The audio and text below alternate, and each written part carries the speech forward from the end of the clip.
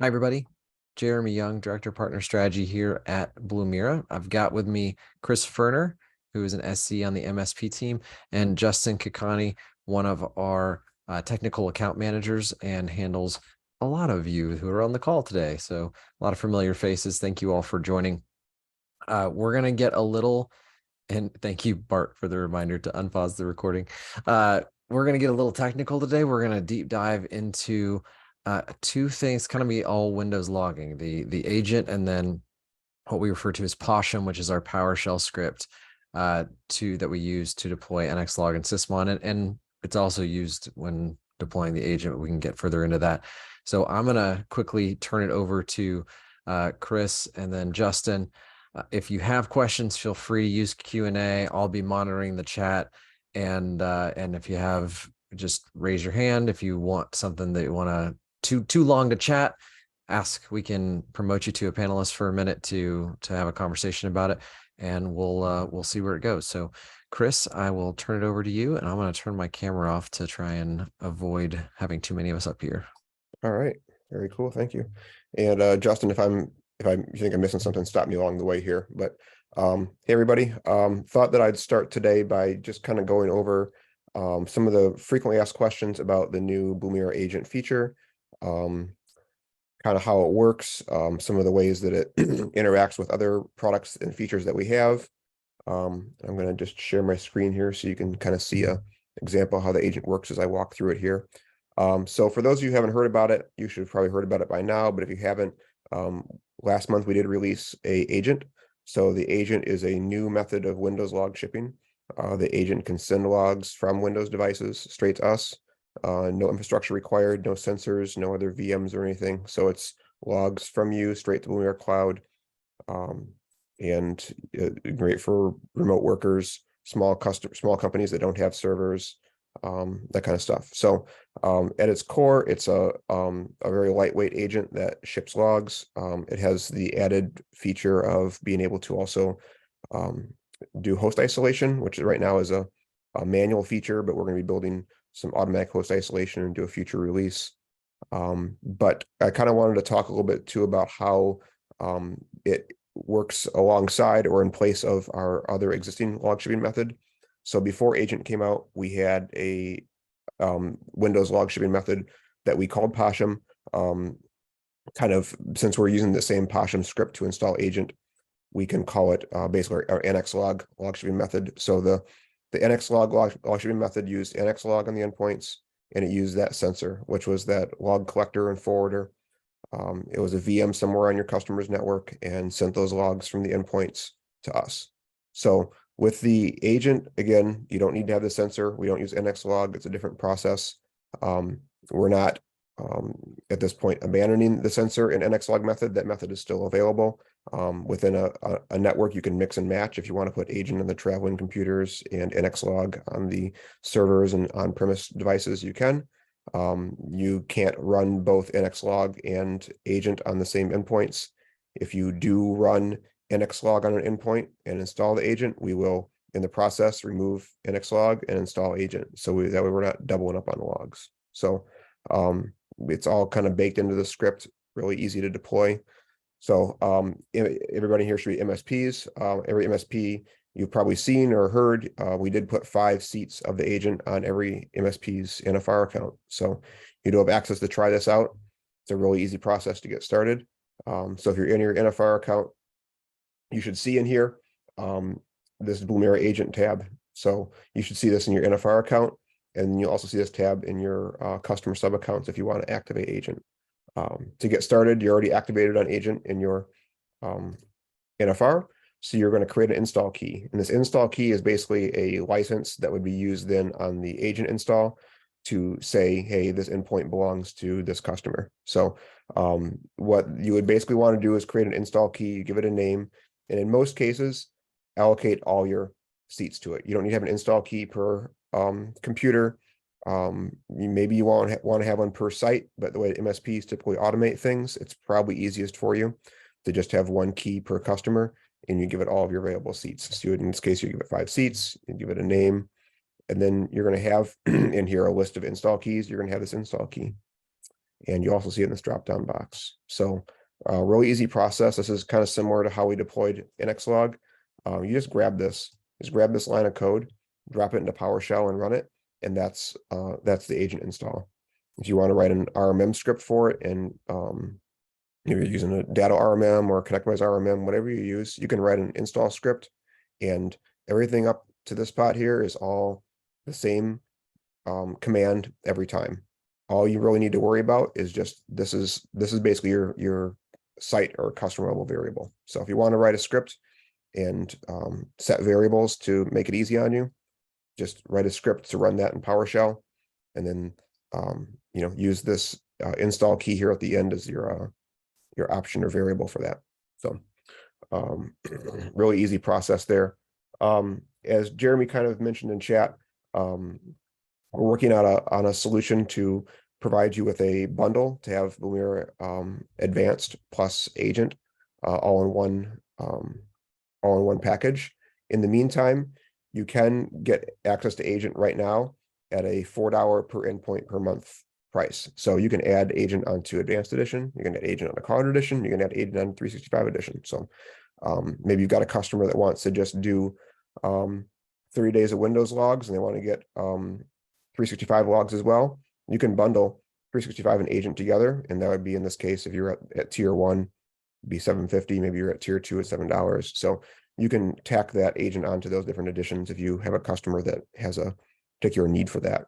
Of course, at Advanced Edition, you're going to get Windows logs, firewall logs, integrations with all the products we support.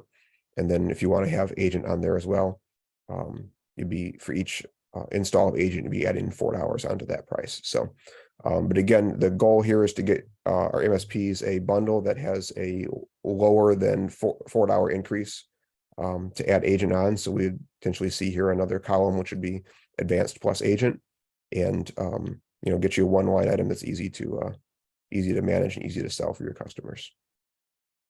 Yeah, and so that's kind of TBD. We'll be updating this page, and I'll be emailing everybody as soon as we have that available. And it is under the works. So we have kind of gotten past the hump of a question of will they, won't they? We will be bundling. We just now got to figure out what it looks like. Chris, going back to the product, Bart made a good note. All of our Poshim scripts are PowerShell with admin priv. So run whenever there's the option there, you're going to want to run that with admin privileges.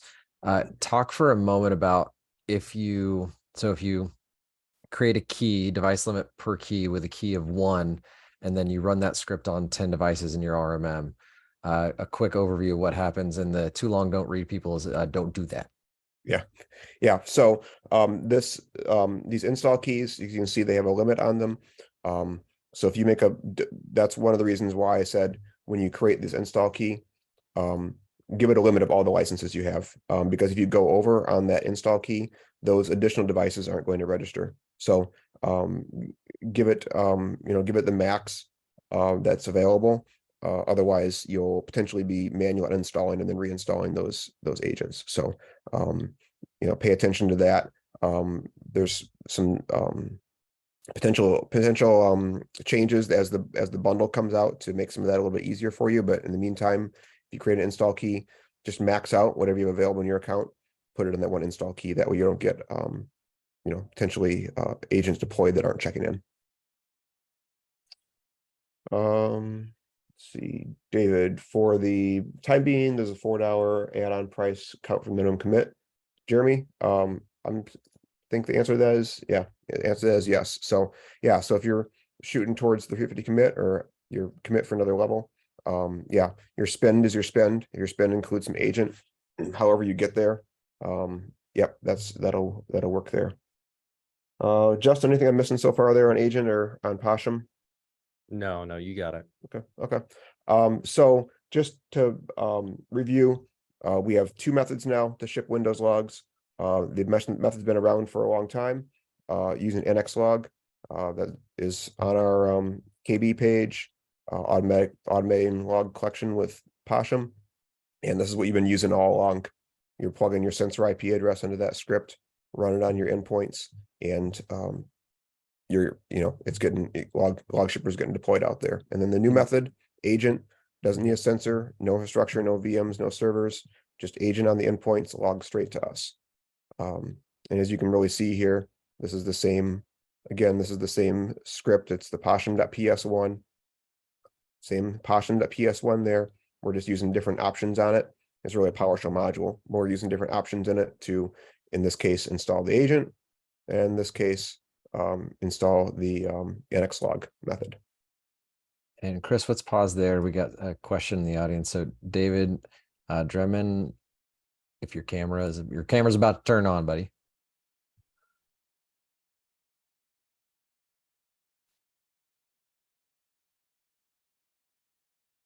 David, talking permitted. Go ahead and unmute yourself and ask the question if you are still looking to do so.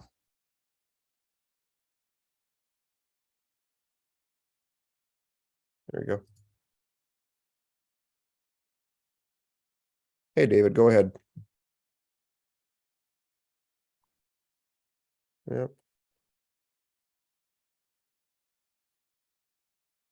Okay, experiment failed. I'm gonna put his hand Oh, down. okay. Go ahead, Chris. Okay. Yeah, so that's agent in a nutshell. So once you get agent installed, as you can see here, my test agent's offline right now, but you'll see your agents listed in here. So you'll see the host names. If you click on one of these host names, you can view the device details, which are going to basically tell you, MAC address, IP address, first time seen. If the agent is online, you can toggle the isolation. So maybe you got a Blumira finding, maybe the finding says there's not good things going on that endpoint. You want to just lock it out, go ahead and isolate it. So isolation will stop that agent from that computer from talking to anything except us. So we'll keep getting logs. So if there's an attacker script running on there or something, we'll keep getting that script, activity, but nothing else is going to happen. It can't talk to any servers, can't talk to any outside websites. So, pretty decent method there to stop malicious activity on the endpoint. Another kind of neat thing here, if you want to see the logs in the endpoint, just click on View Device Logs. You'll get a pre-filtered search of the logs for that endpoint. Really easily accessible there. So, some good features there on that side. Chris, if you have, I don't know if you have enough findings in here, but if you do have more than one finding, can you show how to bulk select and close out findings? Yeah, absolutely. Yeah. So, I definitely have some findings in here. So yeah, so let's see. So if I got, maybe you're getting some sort of behavior that we can talk about how to filter some repeated findings here in a minute. But if you got a bunch of findings, yeah, we do have a bulk select and resolve here. So maybe these are all maybe some noise from an RMM or remote access tool of some sort, and you want to close those all out. Yeah, so you can go in here and you can say risk accepted, false positive, closed mode is valid if you want to. And I believe it asks for, notes in here when you do it as well. So if you want to put some notes in as to who did it and why or whatever, easy to do that. Although what we've seen sometimes is that maybe your RMM tool is running a script that's making noise on a regular basis. So good feature that some people still maybe have not used yet, detection filters. And this is a great way to tune these detection rules, to keep them enabled, keep them relevant, keep them effective, but to tune out the noise. So let's just say in this case, this is your RMM tool. It's doing this on a regular basis, and we're going to say that it's fine to happen. So you could take this, if this is the command that's being run and this command is acceptable for you to see run and you don't want to get alerts on it, you can create a detection filter in here and say, all right, that's the command. If the command equals this, that was the wrong copy and paste. So get the idea. If you get a command in there, copy and paste it in there, put a reason why and say, save it. And that'll silence findings or stop making findings under those criteria. So definitely use that as if you're getting findings and they're findings that are on things that are legitimate, ongoing stuff that you don't need to get alerts on. Use that feature to make sure that when you're getting findings that it's relevant stuff that you can act on. Let's see. Chris, while you're there, We've changed the UI a little bit on the add a note and send. And there's been a couple questions on this around now that there is an extra gate there of add note and send to Blumira support versus just add note. So just wanted to call that out, that if you have in the past, if you sent it, there was no differentiation. So we just always saw it.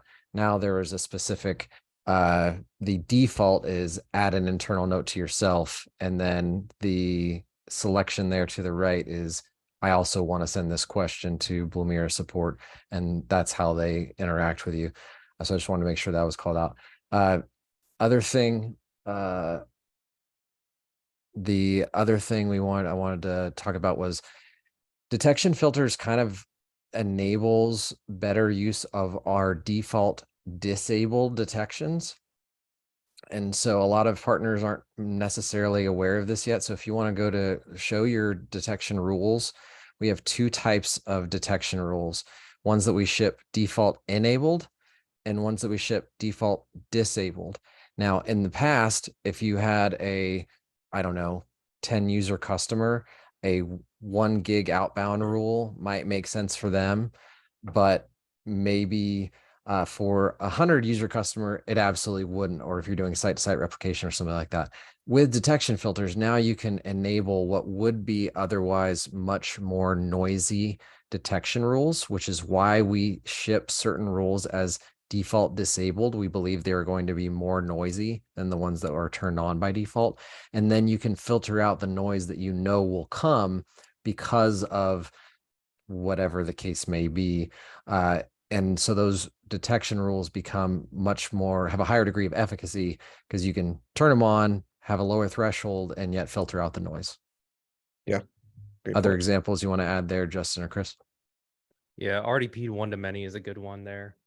I would, and I tell this to anyone that I work with, review these periodically because we're always adding in things that are new. And if they're default disabled, they might not get an explicit shout out from us. So definitely take time for each of your customers, go through and review them periodically.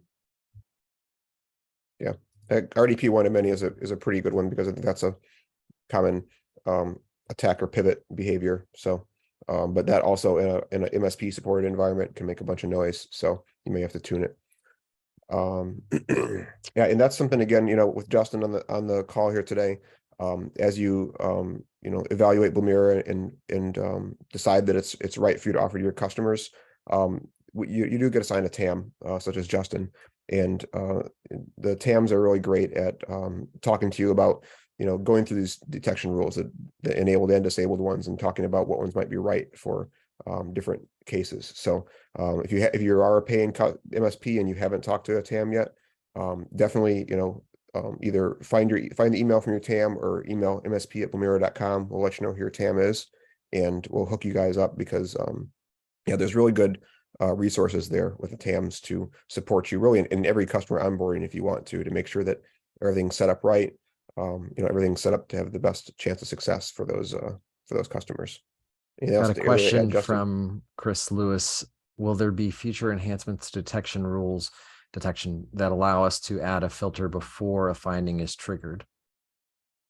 And I think on this page at the moment, you can see if a filter is in place, Yeah, you can but see, you can't. I don't think you can you- create one. You can see one, and I think you can delete them, but you can't create one in here. Yeah. I think part of the reasoning behind this was we wanted to make sure that that our users were seeing what findings were generated and seeing the data for those findings, and to make sure that they're creating I guess appropriate and not overly broad detection filters. But yeah, I've seen some cases where people said, we know that X is going to make noise, especially in an environment with an MSP where you're deploying to a new customer every week or every month. That automate's going to make noise, and you want to proactively just kill it as soon as you deploy the customer. So if you haven't already, that's a great note to send to our ideas portal, or just send a note to msp@blumira.com about wanting to see that kind of feature, and we can put that request in for you, because yeah, seeing that request is a great way to indicate to our developers that there's a need for that. And if you're already in the app, the easiest way to do that is click that help button right there in the bottom left and just submit that as a, and then click the support button and submit that as an idea right there. And Yep. that'll take care of it for you. Plans for a Mac OS agent. Yes, no timeline on such, but that is the talk of that. So as I think most of you know, we partner with Lima Charlie, who is the underlying builder of the Blumira agent that we use, and they already have a Mac agent. So it's just a question of when we integrate it, not if, but it's not something work has begun on yet. We are for next up on the Blumira agent side of things. We are working on automated host isolation, which is basically kind of a if this then that, so you can set parameters. If after hours for P1 threats, auto isolate, something like that. That's the next thing we're working on, and then we will get to Mac OS agent. And Justin, I think I cut you off there. Oh, I was just going to say also you can interact with us, the TAMs, and we can also put in any sort of feature request or any type of request that you have, detection request, that sort of thing. That way we also track it, and as your TAMs, we also advocate on your behalf internally. So letting us know is also another perfectly valid way. And that's all. Oh, I was going to mention too, you were talking about, Jeremy, about in the product about the send a note to support. I was going to just make sure people can know where to find support information. In our Zendesk site, there is a contacting Blumira support section in here, information about SLAs, and then information about critical support. So if you ever in an instance in here where you have a P1 finding that you believe is an urgent issue and can't wait at all, you're welcome to put notes in here. This is not a note, is not an urgent request. So if you ever have any cases where you need to engage a critical level incident, call that number right there. That's a 24/7 number, 1 hour SLA for urgent issues. So but to be clear, you're going to call that number, you're going to leave a voicemail. That's as expected, and we will be back with you within the hour. And usually the result is hopping on a Zoom like this. Don't think a human is going to pick up that phone, but leave the message, give the pertinent details of how to get back in touch with you, and we will do so very promptly. Yep. Other than urgent issues, anything for normal support, you're still welcome to call during business hours. Great way to get support is to just use the support, either fill out the form or just support it, Blumira.com. Or put a note in there and hit send to support. That'll open a ticket. They'll see all the stuff you're looking at right there, the finding details. So kind of hits the ground running when the support engineer starts working with you. And since you mentioned Lima Charlie, I was going to just cover another FAQ there. Lima Charlie, as some people may have done some research on it, they do have sort of an EDR type product. So we're using, I guess, a stripped down version of the Lima Charlie agent.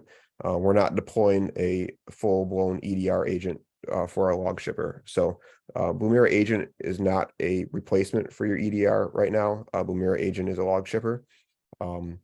It's built for that purpose, but it works really alongside your endpoint protection, your EDR, your next gen AV. To catch other things that endpoint protection may not catch. Endpoint protection like SentinelOne, WebRoot, CrowdStrike, these are really good products at catching malicious code and the use of malicious code on endpoints. But sometimes they do fall short when it comes to things like attackers leveraging Windows tools against you, attackers trying to brute force accounts, threats that are indicated via network traffic. So that's where a Blumira product can really supplement your existing endpoint protection in your environment. That being said, if you already have a next gen AV and you're looking to satisfy an EDR requirement, by most definitions from insurance companies, we would satisfy that. And Chris, if you want to go to blumira.com/compliance, I'll put the link in the chat. Yeah, so we're kind of out of insurance season right now, but we're always in compliance season. So if you click on that first link there for the cyber insurance, we've put together some reference questions and answers for you. And since the agent has been released, we've added some EDR questions. these are actual questions from cyber insurance forms that we've been given access to, and we give suggested responses for if you were using Blumira to all its capacity, this is something that you could say that would align to A, the truth, and B, to satisfy the requirements there. So if you're getting that and wondering if you're filling that out on behalf of customers, use that as a resource. Yeah. And then also, if you want to just learn more about insurance in general, if maybe you're one of the MSPs that hasn't seen a lot of insurance questions in the past, we do also have a state of cyber insurance ebook that you're welcome to download off our website as well. There's a lot of good details in there if you're just wondering about how insurance plays into the your technology practice, and some good stuff in there as well. A lot of times, sometimes these questions are pretty vague too. You'll see sometimes where they'll say like, does the customer use, or does the business use endpoint protection, with no real definition on it. So sometimes there's a lot of interpretation in some of these questions. Sometimes they're not as detailed or use as many words in these questions.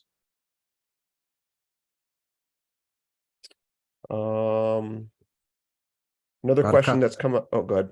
There's a couple open questions. So Okay. Ruben asked, is there a log feed with newly added detections, daily, weekly, monthly, or available once for each integration?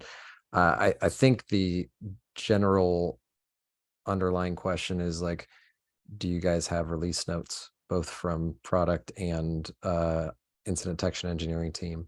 Not yet. It's been a long requested feature by the three of us as well, to have release notes on both sides of those things. So believe me, it's something we harp on internally and would like to have, but no, there's no place that I know of, unless you guys can correct me, that is publicly available for seeing when we push new detections, or when there's specific product changes. And Justin, that's probably something that kind of falls to your team, right? For customers, is if there's notable new detection rules that maybe require tuning or aren't enabled, that's kind of something that you guys are working with your customers to make sure they know about it and get help if they need it. Yeah, so like if there is, we've seen those CVEs, and if you were already a registered partner with us and have a paying customer, you probably got an email from us last December about some new detection rules that were deployed.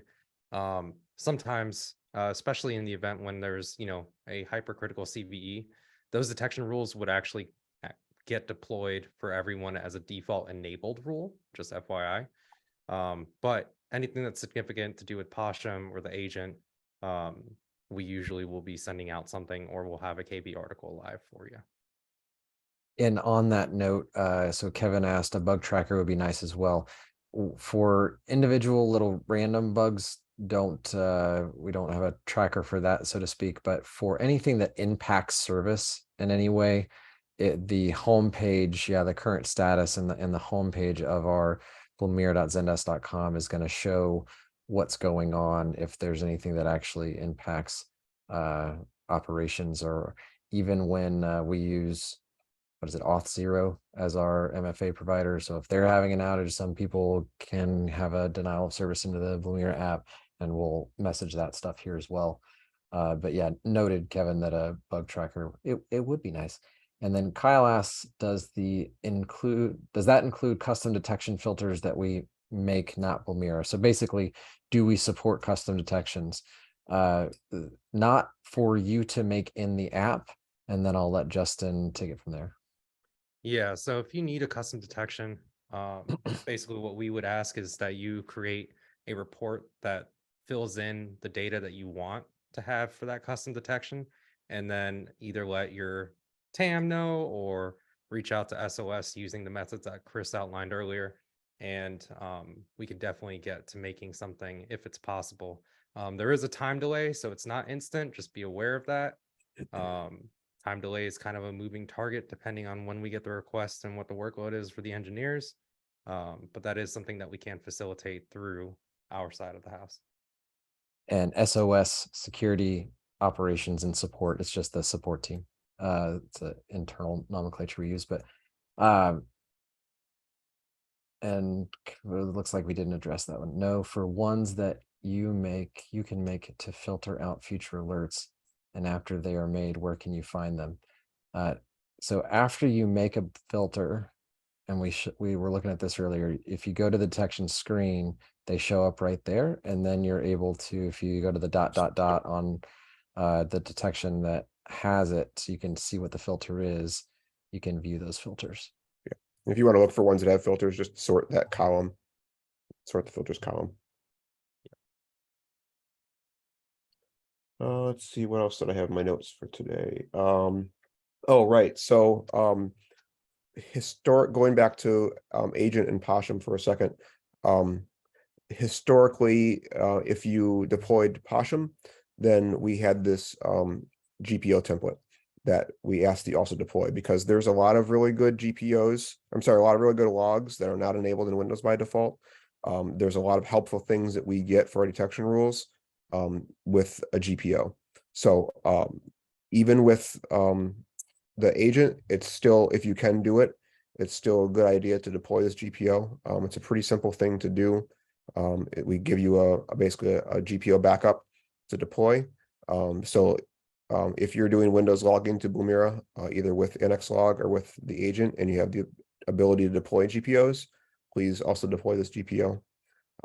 I did experiment last week with Intune's group policy conversion tool, migration tool, or whatever it is, where you can deploy a GPO as a configuration policy in Intune, and it worked pretty well. So if you have customers that are Azure AD only using an Azure environment, you pretty much just upload the GPO from this download right here, and you can push that out in Intune. So that gives us, there's like one setting, two settings in there, maybe they're not critical, but that gives us really good exposure, even if you don't have a traditional domain and group policy management available. So definitely make sure that GPO is enabled. Again, that's something that I know that the TAM team talks to customers about, to make sure that they get that there if they can, so we get that coverage and visibility into more, especially process execution, that kind of stuff. We get better visibility with the GPO. Yeah, and command line reporting too. And just to piggyback too, if you haven't done too much of importing GPO policies, just make sure it doesn't call it out. I don't think it does it explicitly in here, but make sure that it's a empty GPO that you've just created that you're doing your import into. And yep, there it goes. It will Just wipe because it. you don't want it to overwrite any of your existing settings. Some people have missed that in the past. And then you get to learn how to restore a GPO from your backups, which is also something good to learn. Back into the product, Chris, there's a question around, is there a way to view detailed descriptions of detection rules and what criteria causes them to appear as a finding? So there's, I guess I would say there's kind of, there's hints. I can't speak as to if that's intentionally vague, just the way the product is designed. There's definitely, in the industry in general, there's some cases where maybe we don't want the attackers to know the exact logic and how security detections work. Right. And that it was intentionally vague, of not showing exactly how everything works there. Like we have it. If you want to ask about a specific one, we can have that conversation with you. And so if you're paying partner, that's perfect conversation to reach out to your TAM about. But we don't publish those in the app, and we don't publish those publicly. For part of the value of Blumira is that all of this is managed for you. We're not just going out there and grabbing Yara repositories of detection rules and putting them in here, which is what would then spam you all to high hell, which is why every other SIM fails, right? So this is part of the secret sauce. And it's not that we want to make these completely secret and we won't share them with you, but we're just not going to make them super easy and transparent for from both an attacker perspective and just a competitive perspective. But the detection rules are not something you see in the free edition. So you need to be on a paid edition to see this screen. And if you're on the free edition, you get some visibility, but it's really just the names. And again, like it's free. So you're not going to get the same experience. Yeah, so Ryan asked specifically about activity from infrequent countries. And I believe that is a indicator from Microsoft. Is that correct, Justin? Yeah. Yeah. So it was that the third one down on that list. If you type in Yeah. Microsoft 365. Yeah, so that what that means, Ryan, is that that's a rule where we're basically making a more convenient notification for you on a flag that Microsoft has set in an account. So you haven't seen that fire. That could mean that whatever tenant you're seeing that activity in isn't licensed at the level to have that. I think is that EM plus S plan 1 or E1 that or whatever whatever is equivalent to We that don't now. have to talk about their licensing structure. We'll do And- another hour on that. And But- detections only get applied in like detection rules automatically apply in Blumira, and they automatically apply in Blumira when we receive the logs that they would apply to. So it is not common, or it is very common rather, if you put a dozen accounts under the free edition, one might have 32 rules, one might have 31, one might have 20, and that's going to be because either they have different licensing, or maybe one company doesn't use Teams, and so we're not getting Teams logs. Like it depends on how they use it and what license they have, which will end up changing the logs we receive, and that will then change the detection rules that get applied. So in this view, we're going to see more potentially than what you see in your account, and that might be what causes those differentiations. And one more note that I forgot to add on the custom detection rules: if you're an NFR only partner, please don't ask for custom detection rules. Like you're getting enough. That's something you can ask once you're paying us some money. You've got some paying customers. Use the detection filters, go wild on them. But if you need custom detection rules, let's be honest, as a partner, you should probably be paying us for what you're getting. So we can have that conversation. Anything else you want to work on here, Chris, before we kind of transition more into Poshim best practice? Yeah, I was going to just mention, and Justin might know more about this one too, but I know that our IDE team has said that this anomaly 1 and 2 detection rules, these are going to need some tuning. So if you use these, you're probably need some tuning, but these are definitely black box rules where we don't reveal a lot about how they work. But these are something that if you don't mind giving it some attention to do some detection filters, turn those rules on. Does that add up with what you've been seeing, Justin? Yeah, you got that exactly right, Chris. Okay. Yeah, so back to Poshim best practices, right? Is that what you said, Jeremy? If we've covered all the agent pieces, Yeah. I think we want to talk about some Poshim best practices and Yeah. the underlying reasons why we need to talk about Poshim best practices. Yeah. So one of the things that we do with Poshim, when we say Poshim, we mean the NX log shipper, is that we occasionally update the configs that go along with that. So that'd be the configuration for NX log and configuration for sysmon. The nature of how we use NX log and sysmon is that we run that script, it installs and configures those tools, and then the script is done. So we don't have a way to reach back in and say, hey, here's new configuration files, update. It's a very static thing. So what we really want to make sure that anybody that's using the NX log shipper along with the sensor, what they do is that they rerun Poshim on a regular basis, because we may send updates in there to update the NX log application, to update the sysmon application, to update the configs in those things. So if you're not rerunning Poshim, you're not getting those updates. There's no harm to rerunning Poshim on a regular basis. If there's no update, it'll run, it'll quit. That's it. But if there's updates, you're going to get any of those updates that are available. So especially if you're doing if you're using a MSP tools, an RMM or something like that, where you can script a rerun on a regular basis, definitely find a way to do that. Period. Justin, once a week, once a month? Once a month is recommended. If you can't do once a month, at least once a quarter. Our team, the TAM team here, will let you guys know about big updates to Poshim. But for smaller ones, yeah, it is once a month is a good, decent cadence. And question from Bart on the agent, you do not need to rerun on the agent. The agent will self-update. If there's new versions of that code available, it will update. So once the agent's installed, you're all done on that part.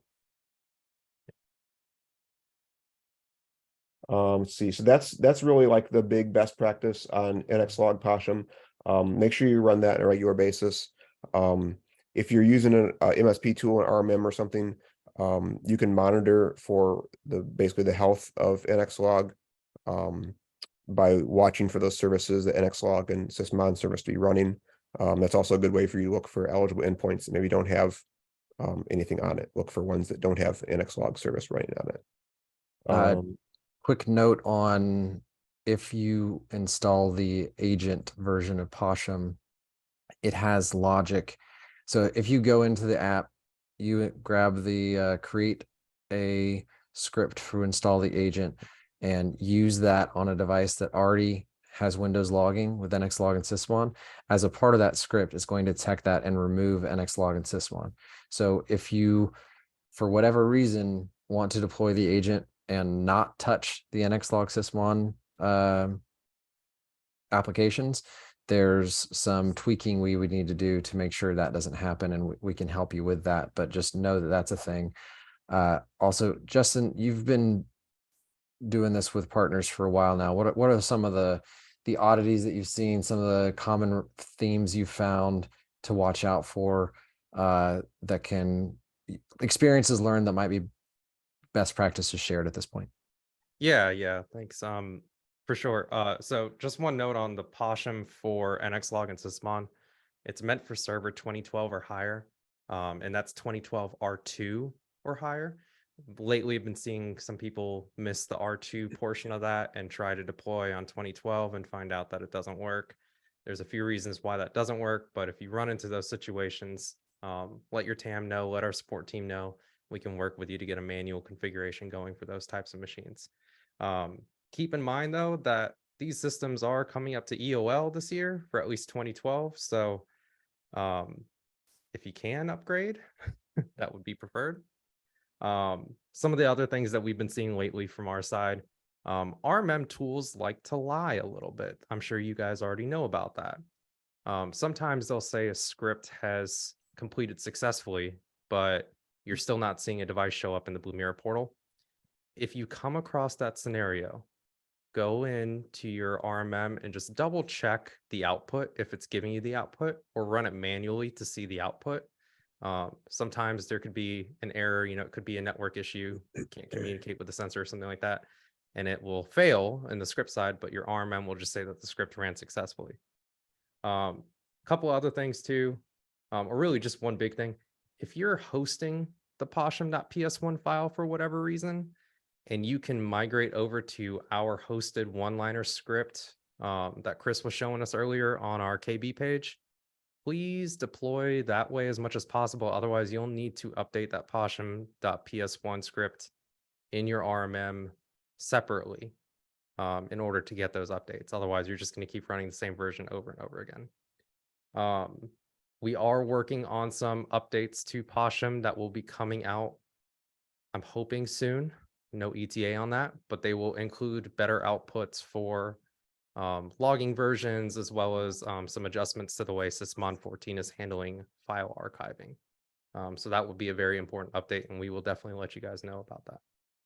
And speaking of logging versions, there's a way through Report Builder to see which versions of NXlog and sysmon they're running on, correct, Justin? NXlog currently, the sysmon one and the actual Poshim one are a little bit not quite there yet, but that's what the update to Poshim is going to address. So we'll have some coinciding things that will happen along with that to make reporting in your lives a lot easier for tracking these things. So just stay tuned on that one. All right. Anything I missed, Chris? What's that? Anything I missed?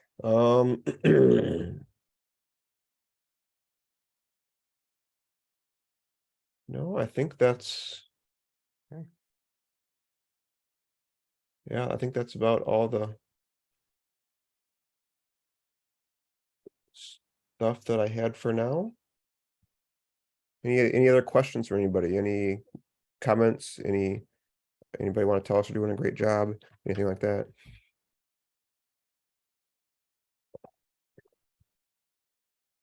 We've had a previous question that I think we kind of added on our list here.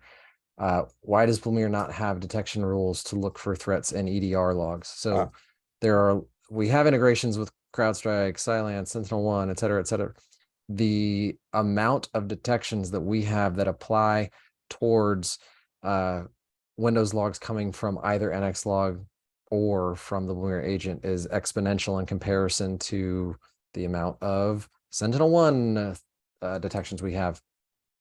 It's always going to be the case that we're going to be limited by the API integration, whatever that integration is.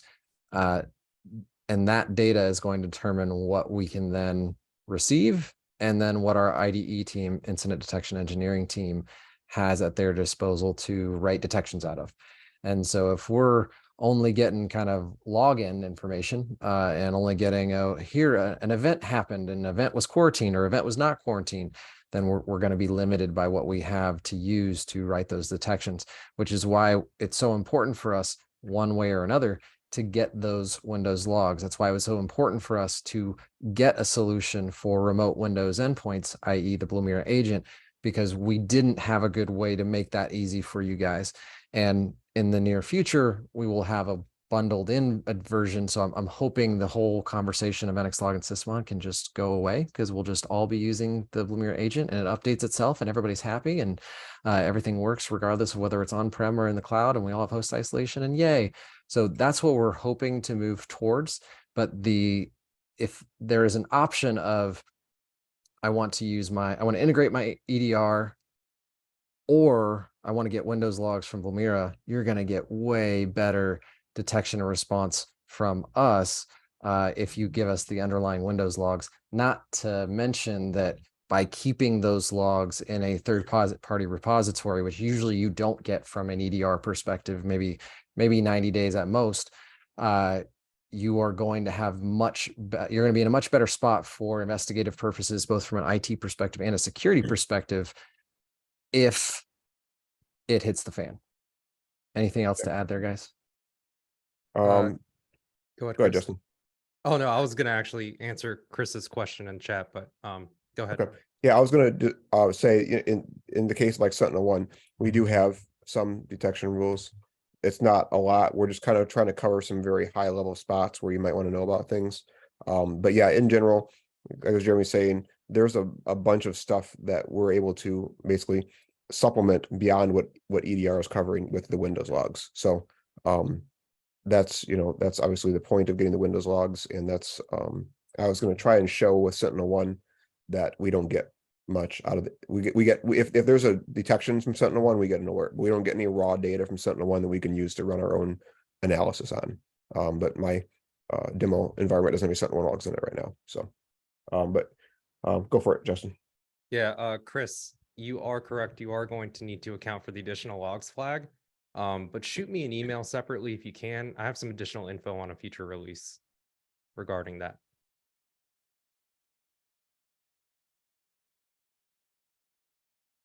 Justin, you want to explain what the additional logs flag is? Oh, yeah, for sure. Sorry. The additional logs flag adds in an option into Poshim. If you have, let's say you want to get Hyper-V logs, you can just put in Hyper-V there like it shows up on the screen. And it will do a fuzzy match and pull in all the matching log types. So, if there's operational audit logs underneath that channel, you'll get all those added in there. It's an easier way to configure an NXLog and Sysmon without having to actually manually go through that configuration. This is becoming more and more useful, especially since there are more and more now event log channels, and more people are actually using event log channels. So kind of a little bit of a rundown, but there are going to be some enhancements to that in the way that we handle that in the configuration file. And of course, we're going to let you guys know wider about those changes. Those should be coming around the same time as the other changes that we mentioned earlier. Thank you, Justin. Yeah, no problem. All right. Any other questions? Ideas? The way I was see what I submit for ideas. Cody, Just I'm keep submitting them. yeah. Don't worry about it. Just keep submitting them, and you can. That's how we'll know you really, really want it. Put on dark sunglasses and a fake mustache, and then submit the idea again. If you are letting support know your ideas too, we're tracking that internally. And if a feature or something does get released that pertains to what your request was, they do create a follow-up at that point and reach out to you.